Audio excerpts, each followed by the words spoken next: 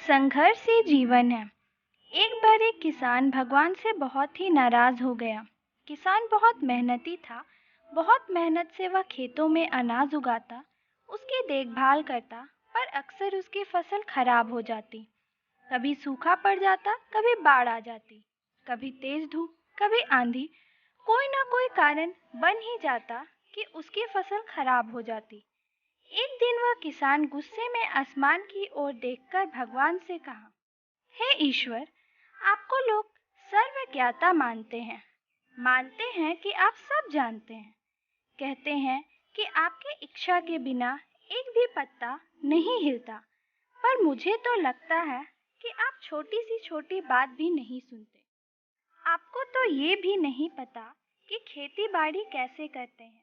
अगर आप जानते होते तो हर समय जो बाढ़, आंधी और तूफान आते हैं वो कभी नहीं आते।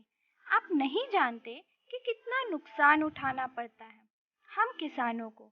यदि आप मेरे हाथ में यह शक्ति दे दे कि जैसा मैं चाहूँ वैसा मैं मौसम कर दूँ, फिर आप देखना मैं अन्न के भंडार लगा दूंगा।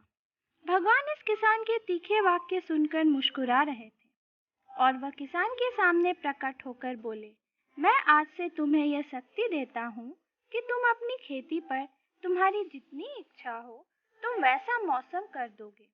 मैं बिल्कुल भी दखल नहीं दूंगा, तुम्हारी इच्छा से सब कुछ होगा। किसान बहुत ही खुश हो गया। किसान ने गेहूं की फसल अपने खेतों में बोई। जब उसे लगा कि खेतों को धूप चाहिए तो खेतों को धूप मिले, जब पानी बरसना चाहिए तभी पानी बरसा। आंधी, तूफान, बाढ़ कुछ भी उसने अपने खेतों पर आने नहीं दिया। किसान के खेत में इस वर्ष ऐसी फसल हुई जैसे कभी नहीं हुई थी। हरी भरी लहलहाती फसल। मन ही मन वो बहुत ही खुश हो गया और सोचने लगा, अब सबूत के साथ दिखाऊंगा भगवान को कि इसे कहते हैं शक्ति का सही उपयोग। मेरी सफलता देखकर उन्हें अपने नियम जरूर बदलने पड़ेंगे। कुछ दिन गुजर गए, फसल काटने को तैयार हो गए।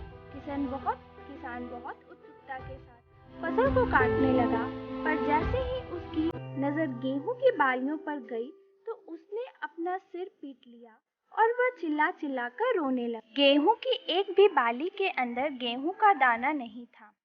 किसान बहुत दुखी हो गया।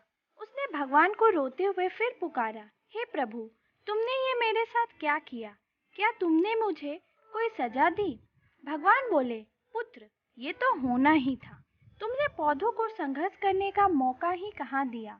ना तो तुम्हें उन्हें आंधियों से जूझने दिया और ना तेज बारिश से सहने दिया, ना ही धूप में तपने दिया।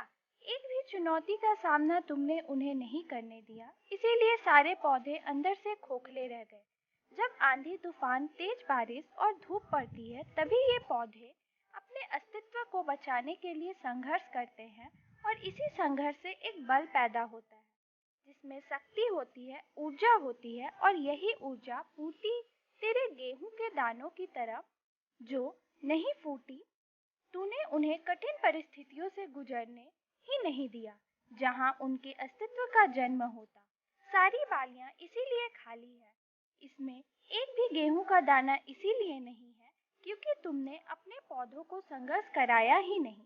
याद रखिए, स्वर्ण में स्वर्णीय आभा तभी आती है जब यह आग में तपने, गलने और हथौड़े से पीटने जैसे संघर्षों से गुजरता है।